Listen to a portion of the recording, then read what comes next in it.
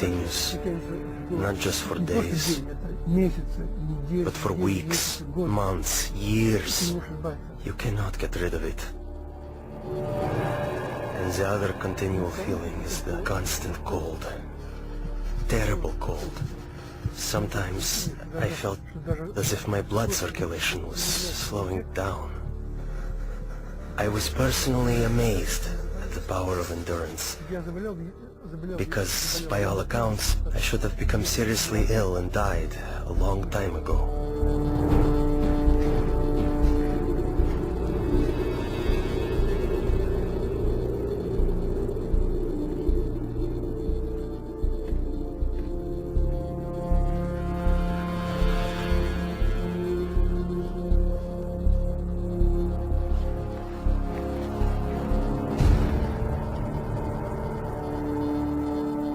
One night, I was thrown into a cell with a broken window.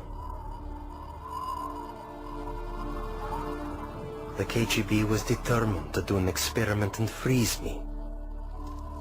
Later they would say he broke the window in his cell and died of cold. I felt despair. I thought to myself, has God really left me? Am I really forgotten and neglected? Have my years of suffering been in vain? And in my despair, I began to pray. I usually pray silently, but this time I started to appeal to God out loud. God, have you left me? My cries were bursting from my heart, literally, in utter despair.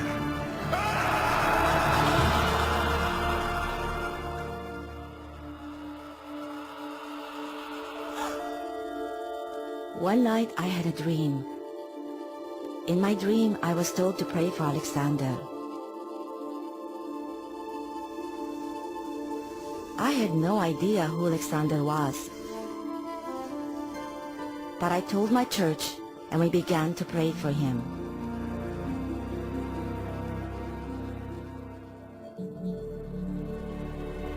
And right then, I suddenly felt a palpable physical warmth. Not the kind that comes from a heater, but like when a mother draws her freezing child to her breast and warms him with her tearful breath of compassion.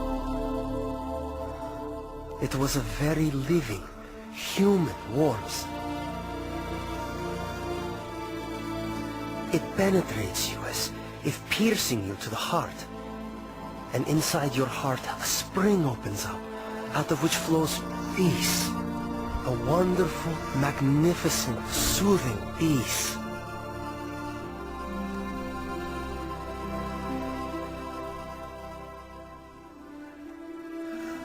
I felt a very loving, brotherly touch. Someone's caring hand touching my shoulder. I actually felt it. And this gesture represented the words, "You are not alone. You are not abandoned. We are with you. We are sharing your suffering." This warmth was the energy God gave me to feel physically the heat of prayer with my own skin, my own being. As if the prayers converted the energy of love into the energy of warmth.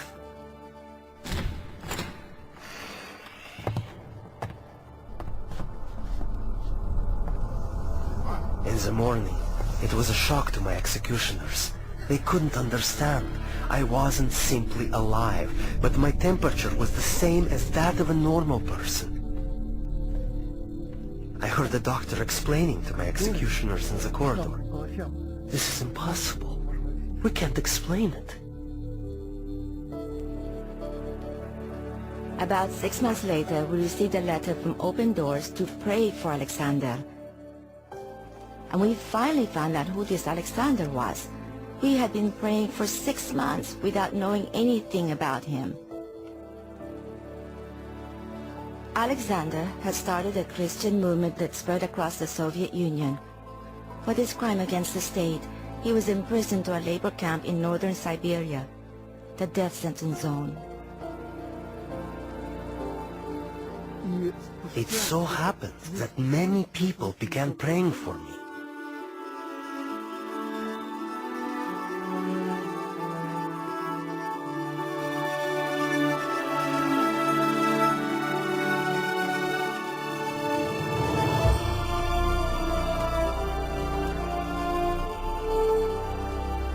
And that was exactly when they released me. Prayer opened the prison doors, and as the gospel affirms, set the captives free.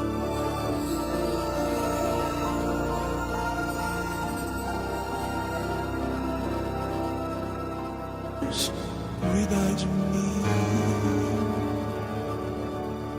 Deus cuida de mim, na sombra das suas asas, Deus cuida de mim, eu amo a sua casa, e não ando sozinho, não estou sozinho, pois é, Deus cuida de mim.